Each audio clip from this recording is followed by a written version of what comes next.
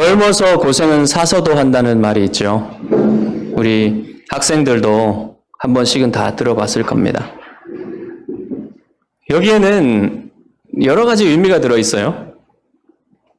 젊어서 하는 고생은 아주 유익하기 때문에 돈을 주고서라도 고생을 한다. 해야만 한다. 이런 내용들이 들어있고, 반면에 젊어서 고생을 하지 않으면 늙어서 고생한다. 나이 들어서 고생한다. 이런 얘기도 들어있죠. 그러니까 고생 자체가 좋다는 말은 아니에요. 젊어서 하는 고생이 좋다는 말이지. 여러분, 왜 젊어서 하는 고생이 좋습니까? 왜냐하면 고생해보지 않으면 알 수 없는 것들이 있어요. 책이나 다른 사람들의 말을 들어서는 결코 알기 힘든 것이 있습니다. 그게 뭡니까? 다른 사람의 마음이죠. 다른 사람의 마음을 자기가 직접 경험해 보지 못하면 알 수 없는 것들이 있어요. 고생은 철들게 한다고 하죠. 물론 모든 고생한 사람들이 다 철이 들고 다 고상한 인격들을 갖게 되는 게 아니죠. 하지만 고생해 보지 않고서는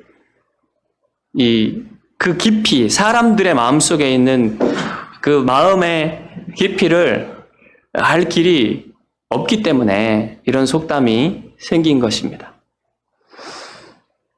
쉽게 말해서 여러분, 타인의 고통을 공감하지 못한다는 거예요. 이렇게 되면 이제 필요할 때, 다른 사람들이 필요할 때 적절한 도움을 줄 수 없다는 겁니다. 요셉이 여러분 한번 생각해 보세요. 고귀한 자질을 가지고 태어났잖아요, 요셉은. 그런데 17살의 요셉을 보면 이 타인의 마음을 공감하지 못해요, 민감하게. 그러니까 여러분 어떻습니까? 형들의 잘못을 갖다가 그냥 아무런 그리낌 없이 아버지한테 일러 바치지 않습니까? 그리고 아버지가 채색 옷을 입혀주셨는데 신분이 높은 신분을 드러낸다 그랬죠? 그 옷을 입고서도 아주 당연하게 이렇게 입고 다녀요. 그리고 하나님이 주신 꿈을 꿨는데 그 꿈을 그냥 듣는 사람의 마음은 아랑곳 없이 그냥 막 말해버리잖아요. 그러니까 아직 17살의 요셉은 타인의 마음을 잘 몰라요. 그런 요셉이 이제 하나님이 쓰시는 사람, 하나님의 사람이 되기 위해서는 연단이 필요했어요. 하나님이 13년 동안 요셉을 불같은 시련 속에서 담금질을 하세요. 정금같이 나오게 하기 위해서 여러 번 담금질을 하십니다. 도단에서 구덩이에 갇히게 하셨죠. 그리고는 죽지 않도록 그곳에서 빼내셨지만 다시 노예로 팔리게 하시고, 노예로 팔렸지만 다시 그 노예들 중에 높아지게 하시고, 높아지게 하셨지만 다시 모함을 받아서 구덩이에 다시 던져지게 하시고, 구덩이에 던져졌지만 다시 그곳에서 인정받게 하시고, 또 귀한 사람들을 만나서 그들의 꿈을 해석해가지고 이제 하나님의 꿈이 이루어지나 보다 하는 그런 소망을 품게 하셨지만 다시 2년을 더 기다리게 하는 그런 담금질을 11년 동안 하신 거예요. 그리고 2년을 더해서 13년 동안 요셉이 연단받게 되는 겁니다.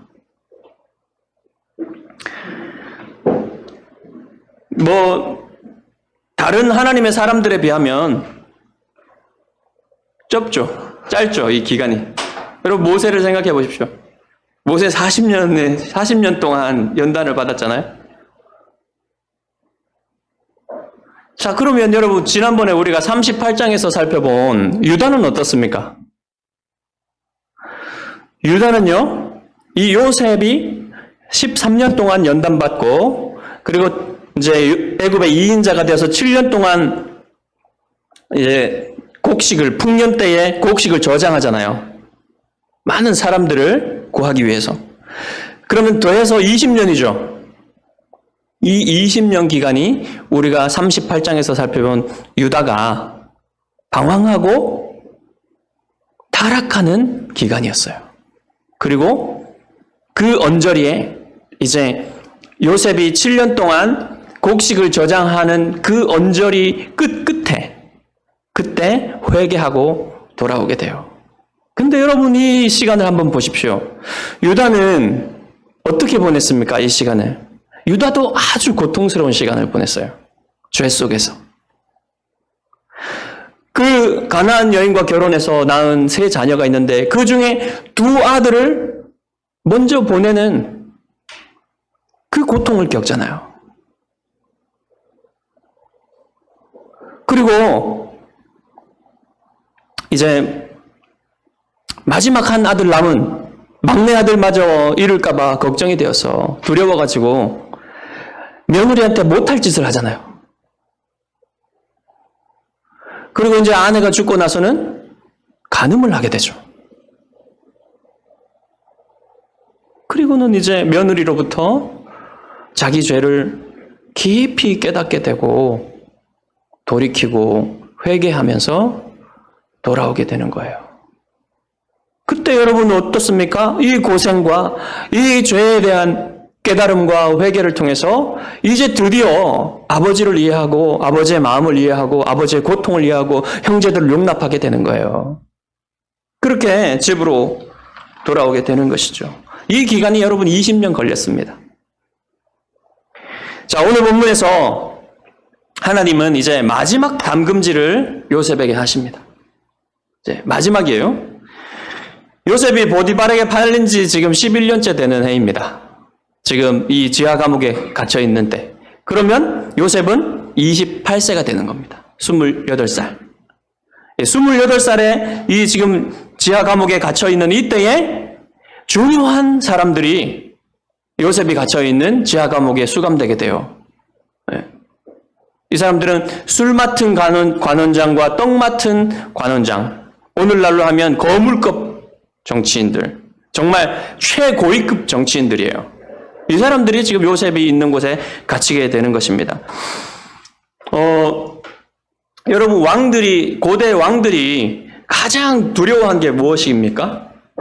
독살당하는 거죠. 그렇기 때문에 독살을 당하지 않기 위해서는 자기가 가장 신임하는 사람을 이 술 맡은 관원장이 되게 합니다. 왜냐하면 여러분 독을 타기에 가장 좋은 게 마시는 거잖아요.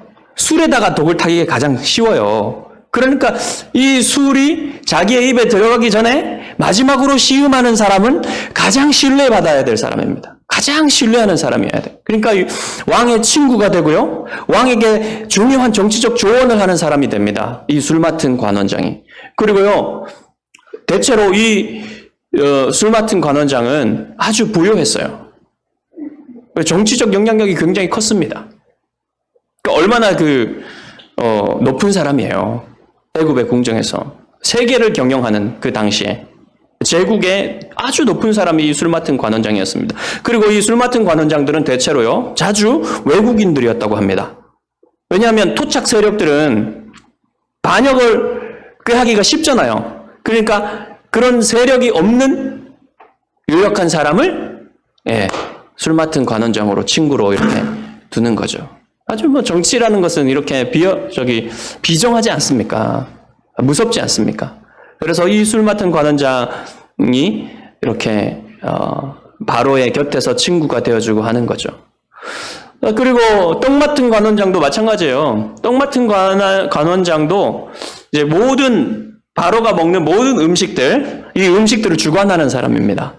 그러니까 술 맡은 관원장까지는 아니더라도 바로에게 가장 가까이 할 수 있는 사람 중에 한 사람입니다. 이 떡 맡은 관원장도. 그런데 이 2 사람이 이제 감옥에 갇힌 것은 독살 시도가 있었다는 거죠.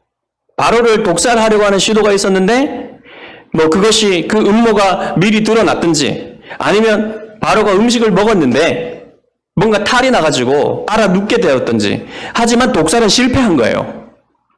예, 그런 상황에서 이제 이 두 사람이 그 독살 음모의 배후에 누가 있었는지를 밝혀낼 때까지는 이제 판결을 기다릴 필요가 있어서 이 보디발의 지하 감옥에 갇혀 있었던 것이죠.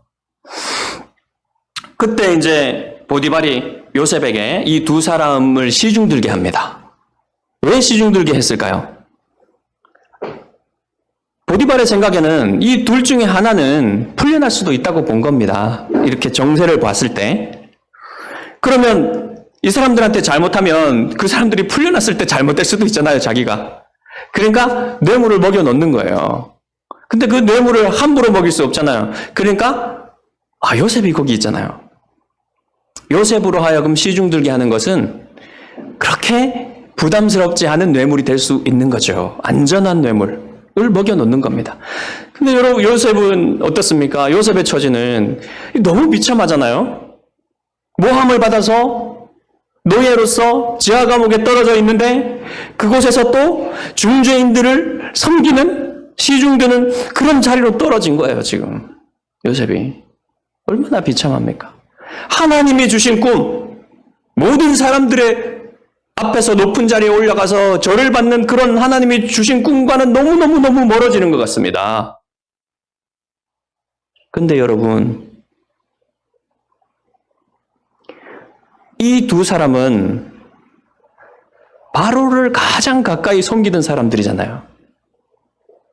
그러니까 요셉이 이 사람들을 섬기는 것은 요셉은 알지 못하였지만 하나님의 꿈이 이루어지는 그 퍼즐이 또 한 조각 맞춰지고 있는 것이었어요. 요셉은 성실하게 이 사람들을 섬깁니다. 그래서 여러 날들이 지나갔어요. 그러던 어느 날 이 두 사람이 하룻밤에 각기 다른 꿈을 꿔요. 아침에 요셉이 이제 그들을 살피고자 그들에게 들어갑니다. 그들이 수감되어 있는 곳에. 그러니까 보니까 그들의 얼굴에 수심이 있어요. 여러분, 애굽 사람들은요, 이 꿈에 상당한 의미를 뒀어요. 지금 우리가 두는 것보다 훨씬 더, 좋은, 뭐랄까, 중요한, 꿈이 중요한 어떤 계시의 수단이다. 이렇게 봤습니다.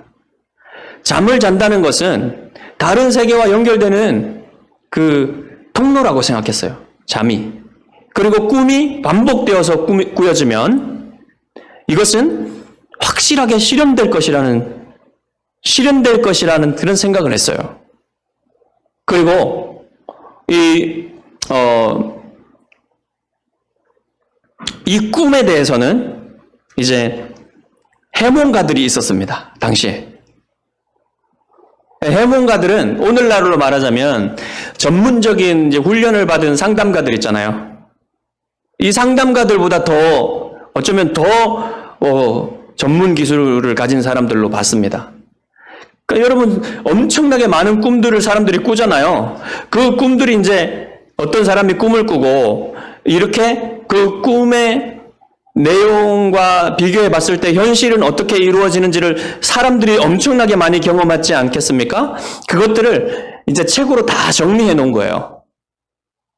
그 책들을 가지고 있었습니다. 해몽가들이. 그 책들을 가지고 꿈에 나오는 어떤 상징들이 무슨 의미인지를 알려주는 그런 역할들을 해몽가들이 하고 있었죠. 근데 여러분, 이 죄를 지어서 지금 목숨이 간당간당한 이 사람들이 어떻게 여러분 해몽가들을 만날 수 있겠습니까? 해몽가들을 전혀 만날 수 없으니까 답답한 거예요. 그러니까 얼굴에 수심이 있겠죠. 근데 여러분, 이 사람들이 노예 청년인 이 요셉에게 그것을 막 드러냈겠습니까? 그냥 좀 수심이 있었겠죠. 그런데 요셉이 그것을 간파해요. 그들의 얼굴에 있는 수심을 간파합니다. 어떻게 요셉이 그것을 알아낼 수 있었을까요? 여러분, 지난 11년간 요셉이 당한 고통을 보십시오. 요셉이 당한 고난을 보니까 고통 당하는 사람의 얼굴만 봐도, 눈빛만 봐도 그냥 느껴지는 겁니다. 아주 민감하게 그것이 보여지는 거예요.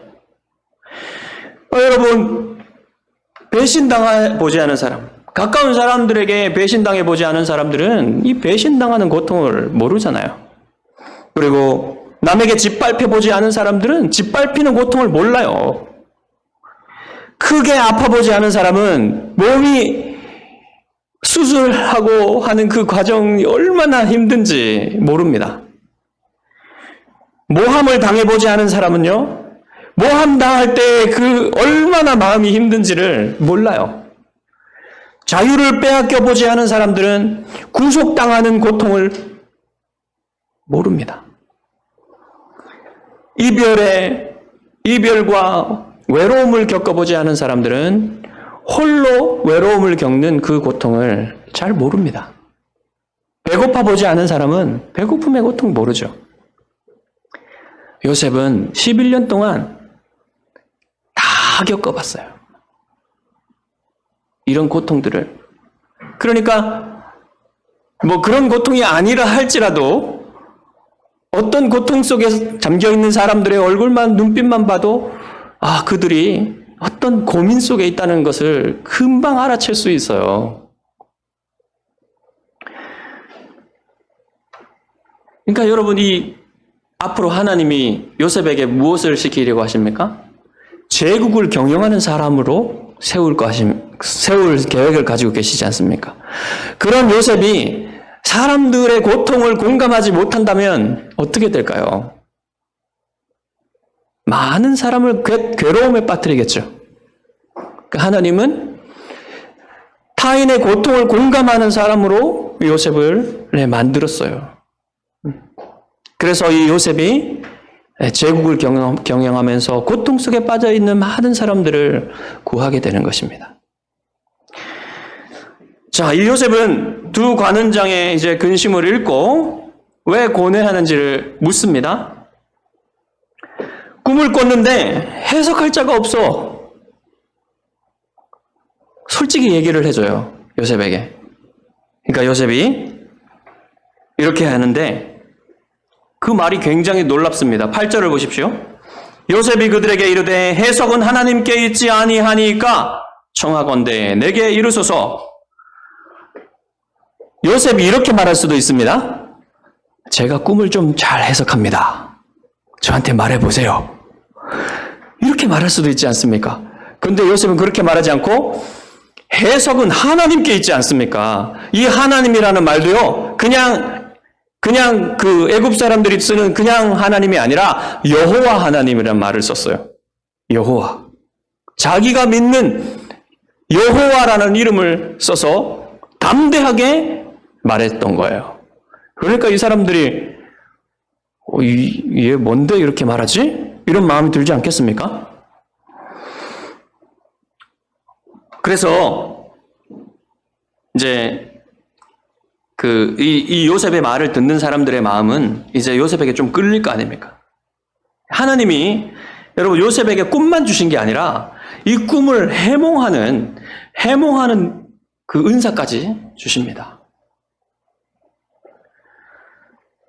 요셉을 한번 생각해 보십시오, 여러분. 요셉은 이 다신교를 믿는 수많은 애굽 사람들 중에 홀로 여호와 하나님을 섬기는 사람이에요. 홀로 여호와 하나님과 가까운 사람이에요. 아무도 하나님을 모르고 아무도 여호와 하나님을 섬기지 않는 이곳에서 지금 요셉이 하는 일은 여호와 하나님의 이름을 선포하고 여호와 하나님의 영광을 선포하는 일을 지금 요셉이 하고 있는 것입니다. 이 지하 감옥에서조차 그의 말에는 권위가 있었어요. 그러니까 이 술 맡은 관원장이 보니까 뭔가 있는 것 같아요.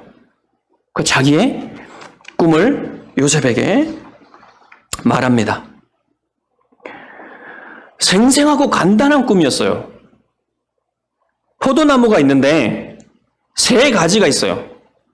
그 가지에서 싹이 나고 꽃이 피고 포도송이가 열매를 맺습니다. 그래서 그 꿈에서도 술 맡은 관원장은 바로의 그 잔을 들고 있는 사람이에요. 그래서 그 포도송이를 따가지고 즙을 짜서 그 컵에다가 즙을 짜서 바로에게 올려드리는 꿈이에요. 요셉이 이제 들어보니까 그 의미가 그렇게 어렵지 않습니다. 쉽게 해석이 됩니다. 3가지는 사흘이라 지금부터 사흘 안에 바로가 당신의 머리를 들고 당신의 전직을 회복시키리니 당신이 그 전에 술 맡은 자가 되었을 때에 하던 것 같이 바로의 잔을 그의 손에 드리게 되리이다. 이 본문에서요, 당신의 머리를 든다는 말이 나오죠. 이 말은 여러 의미로 해석이 돼요. 여기서 본문에서. 먼저 여기서는 술 맡은 관원장의 명예를 회복시켜 준다는 그런 의미가 있고요. 19절에 보면 또 나오는데 떡 맡은 관원장에게 사용될 때는요, 실제로 언어 유희로 사용해서 실제로 머리가 잘려가지고 들리게 된다는 의미로 사용됩니다. 그리고 20절에 가보면 이 술 맡은 관원장과 떡 맡은 관원장이 다 왕 앞에 서게 되는데, 바로 앞에, 그때는 뭐냐면 왕이 그들의 이름을 불러서 왕 앞에 아련하게 된다는 뜻이에요. 이 뜻이 다 이제 사용이 되는데, 요셉의 이 해석을 보면은 너무나 분명하고, 너무나, 어떻게 이 노예가 어떻게 이렇게 권위 있는 말을 할 수 있을까? 그런 힘이 있습니다. 요셉의 말에. 그러니까 요셉도 자기가 이제 하나님이 주신 명찰로 하는 거기 때문에요, 자기가 한 말에 전혀 흔들림이 없어요. 한치의 의심도 없이 이것을 딱 얘기했어요. 그러니까 얼마나 기쁘겠습니까? 술 맡은 관원장이. 참 얼굴이 이제 화색이 돌아요. 그러니까 요셉이 그것을 보고 이제 작은 부탁을 하나 해요. 당신이 잘 되시거든 나를 생각하고 나를 기억해 달라는 말입니다. 내게 은혜를 베풀어서 내 친절을 베풀어 달라는 거예요. 내 사정을 바로에게 아뢰어 이 집에서 나를 건져주소서. 나는 히브리 땅에서 끌려온 자요, 여기서도 옥에 갇힐 일은 행하지 아니하였나이다. 끌려왔다는 것은 유괴되었다는 뜻입니다.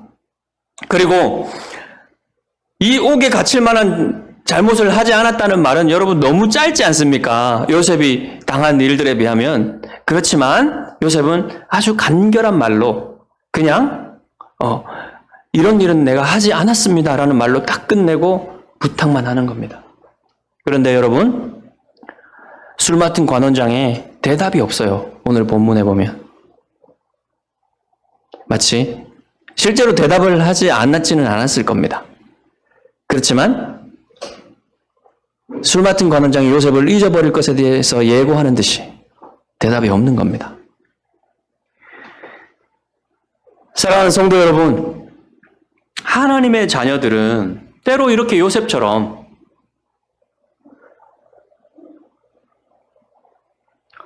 무고히 잘못을 하지 않았는데도 이렇게 고난 속에 들어갈 때가 있어요. 어떤 잘못을 했기 때문에 고통을 당한다. 이것은 여러분, 그리스도인들은 이런 생각들을 넘어서야 돼요. 대체로 사람들이 네가 잘못했기 때문에 그런 거 아니냐 이런 식으로 보잖아요. 뭔 고통을 당하면. 근데요, 성경적인 생각은 우리가 어떤 잘못을 하지 않았는데도 하나님이 우리를 연단시키시기 위해서, 우리를 위한 선한 계획을 이루시기 위해서 우리를 고통 가운데 두실 때가 있다는 사실을 믿어야만 합니다. 그렇게 볼 줄 알아야 돼요, 그리스도인들은. 사도 바울은 고난 가운데 있는 성도들에게 이렇게 말해요. 우리가 환난 중에도, 즉 고난 속에서도, 고통 속에서도 즐거워하나니 환난은 인내를, 인내는 연단은 연단된 인격을 말합니다. 영어로 보면 캐릭터예요. 캐릭터. 연단된 인격. 담금질된 인격. 연단은 소망을 이루는 줄 알미로다. 여러분, 고난은 인내하는 믿음을 만들어냅니다. 고난 속에서요, 함께 하시는 하나님을 통해서 요셉이 하나님을 더욱더 견고하게 믿게 된 것처럼 고난 속에서 함께 하시는 하나님을 통해서 우리는 인내하는 믿음을 연단받게 돼요. 하나님을 고난 속에서 신뢰하는 법을 배우게 하십니다. 언젠가는 내가 이 고통을 복수할 날을 꿈꾸면서 그냥 이를 악물고 견디는 게 아니에요. 인내한다는 것은 하나님의 선한 뜻이 있어서 나를 이 고난 속에 두셨다는 것을 믿음으로 견디는 겁니다. 그게 여러분 인내예요. 그래서 이 인내가 연단된 인격을 만들어내는 겁니다. 모든 고통들이 다 연단된 인격을 만들어내는 거 아니죠. 고통받는 모든 사람들이 연단되어서 아름다운 인격을 갖는 게 아닙니다. 믿음으로 인내한 사람만 진주같이 아름다운 인격을 가지게 되는 거예요. 여러분, 고통 속에서 더 악해지는 사람 많죠? 고통받으면 더 날카로워지고 더 막 완고해지고 이런 사람들이 많이 있습니다. 그러니까 자동적으로 고난이 주어진다고 해서 자동적으로 사람이 더 아름다운 사람이 되는 게 아니에요. 성령님께서 그 사람 안에서 일하셔야만 아름다운 인격을 갖게 되는 거예요. 그러니까 여러분, 우리가 고난 속에 있는데도 믿음으로 인내하고 점점 더 아름다운 인격을 갖게 되는 것은 무엇입니까? 성령께서 그 안에서 그 사람을 아름답게 하셨다는 표예요, 표. 시간이 지나면 지날수록 이 사람은 고통 속에 있는데, 고난 속에 있는데도 점점 아름다워지는 모습을 본다면 그것이 바로 그 사람을 하나님이 아름답게 하시는 증거란 말입니다. 그것이 바로 여러분 성화예요. 거룩하여지는 것입니다. 그 열매를 보면서 내 안에 맺혀지는 그 인격의 열매를 보면서 우리는 더욱 소망하게 되는 거예요. 무엇을요? 하나님이 이 변화시켜가는 이것을 계속하실 것이며, 하나님은 우리를 거룩하게 만드시고, 하나님은 우리를 온전하게 만드셔서, 구비하게 만드셔서 모든 선한 일을 하기에 합당한 사람으로 만드실 것이고, 결국에는 영화롭게 하실 것이다. 영광된 사람으로 만들어서 영원히 하나님과 천국에서 즐거워하는 사람으로 만드실 것이다. 이것을 소망하게 된다는 겁니다. 사도 바울의 말이 정말 진리이죠. 요셉은 점점 더 견고한 믿음을 가지게 되고 점점 아름다운 인격을 가진 사람으로 변해갔습니다. 그럴수록 하나님이 주신 꿈 있잖아요. 그 꿈을 더욱더 그 꿈이 이루어질 것을 소망하면서 살게 되었어요. 자, 이제 요셉의 해몽이 좋은 것을 보고 떡 굽는 관원장도 자기의 꿈을 요셉에게 말해주고 싶은 생각이 나는 겁니다. 여러분, 떡 굽는 관원장을 생각해 보십시오. 여러분, 떡 굽는 관원장은 자기 자신이 자기가 한 일을 알고 있어요. 그리고 자기 꿈을 보니까 여러분, 이게 좋은 꿈이 아니에요. 자기가 생각해도. 그래서 여러분, 이게 말하기가 꺼려지는 겁니다. 될 수 있으면 이게 숨겨야 되는 거예요. 그런데 술 맡은 관원장에게 해석하는 거 보니까 이게 좋아요. 자기도 한번 말해보고 싶은 거 어떻게 될지 모르니까 말해보고 싶은 겁니다. 혹시나 풀려날 수도 있지 않을까. 그래서 말합니다. 나도 꿈에 보니 흰떡 세 광주리가 내 머리에 있고 맨 윗광주리에 바로를 위하여 만든 각종 구운 음식이 있는데 새들이 내 머리 위 광주리에서 그것을 먹더라. 고대 애굽의 상형 문자 문헌에 보면요. 이 애굽에 그죠? 애굽에 38가지 전병과 57가지 빵들이 있었다고 해요. 그런 것들을, 그런 아주 산의 진, 아주 맛있는 것들을 이 광주리에 이고 가는데 새들이 와가지고 그것을 막 먹는데, 가지고 빼앗아 가는데 이 떡 굽는 관원장은 아무것도 할 수가 없다는 말입니다. 꿈속에서. 여러분 어떤 해석이 나올까요? 요셉이 해석합니다. 새 광주리는 사흘이라. 지금부터 사흘 안에 바로가 당신의 머리를 들고 당신을 나무에 달리니 새들이 당신의 고기를 뜯어 먹으리이다. 떡 굽는 관원장은 사형을 당하는데 머리가 잘려지는데 그것으로 끝나지 않고 잘려진 머리와 몸이 나무 위에 꽂혀서 공개적인 망신을 당할 것이다. 공개적인 부끄러움을 당할 것이다. 라는 해석입니다. 요셉이 이런 말을 어떻게 담대하게 할 수 있을까요? 요셉이 보기에 이 사람은 뭔가 잘못한 사람이라는 그런 확신이 들었던 겁니다. 꿈에도 그것이 나타났고요. 자, 이제 요셉의 꿈대로 모든 것이 돼요. 3일 후에 바로의 생일날, 이제 모든 신하들 앞에서 이 두 관원장의 이름이 불려집니다. 그리고 술 맡은 관원장은 명예가 회복되고 복직되지만 떡 맡은 관원장은 참수되어서 나무에 달리게 되죠. 요셉도 이 소식을 들었을 것입니다. 그래서 희망에 부풀었어요. 아, 이제 하나님이 주신 꿈이 이루어지려나 보다. 내가 이 모함을 벗고 자유를 얻고 이제 나도 필 날이 오는구나. 이러면서 가슴이 불어올랐어요. 그런데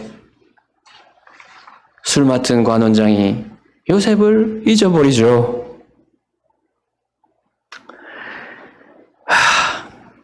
요셉을 다시 기억하기까지 만 2년이 걸립니다. 얼마나 고통스러웠을까요, 여러분? 하나님 어느 때까지 저를 잊으시렵니까? 어느 때까지 이 고통을 당하게 하시렵니까? 술 맡은 관원장처럼 저를 잊으신 것입니까, 하나님? 2년 동안.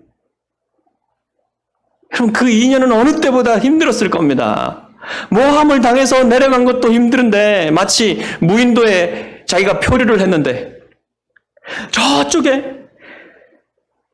정말 오랫동안 아무런 그 구원의 손길도 없었던 그때에 저쪽에 배가 하나 지나가요.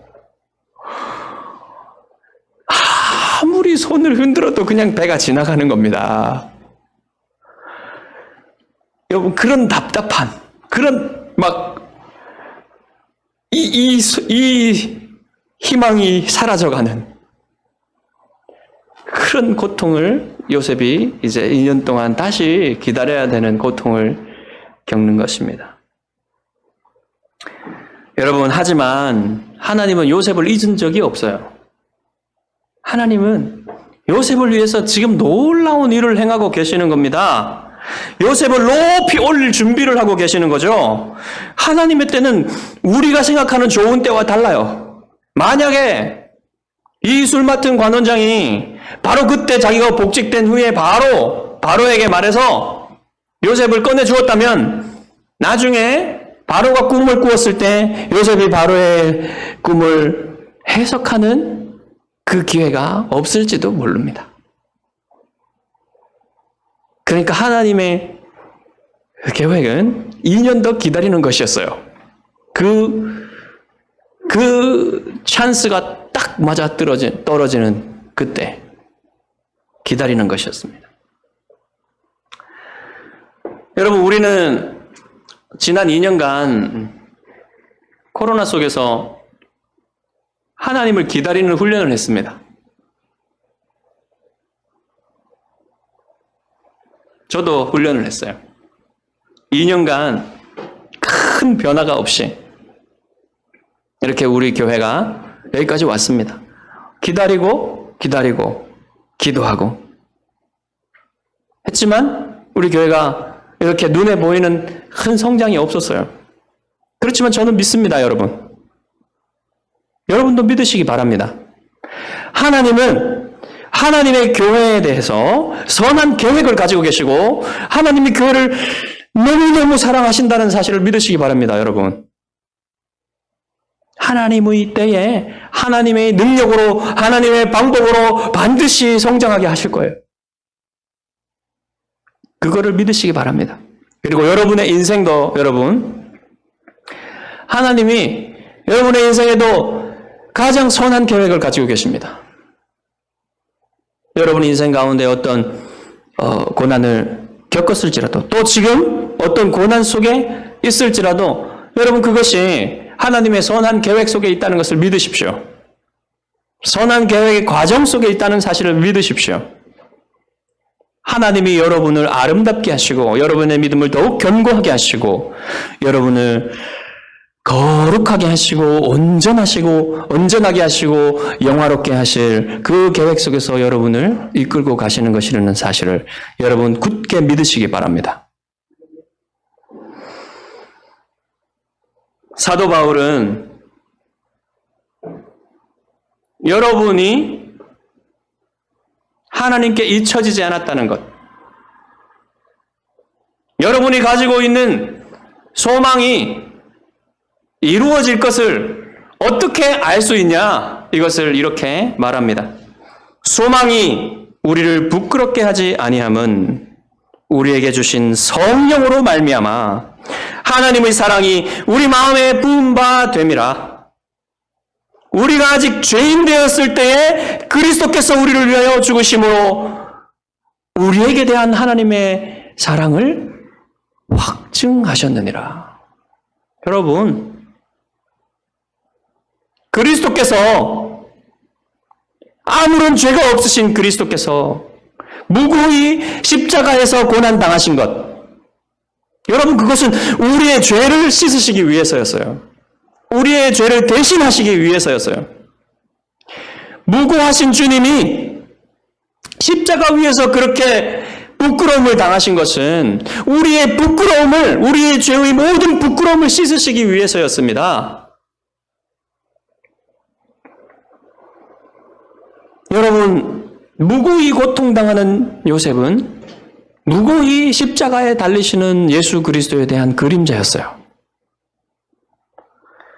하나님이 요셉을 그 구덩이에서 끌어올리셔서 높이셨던 것처럼 하나님은 그리스도를 무덤에서 살아나게 하셔서 승천하게 하셔서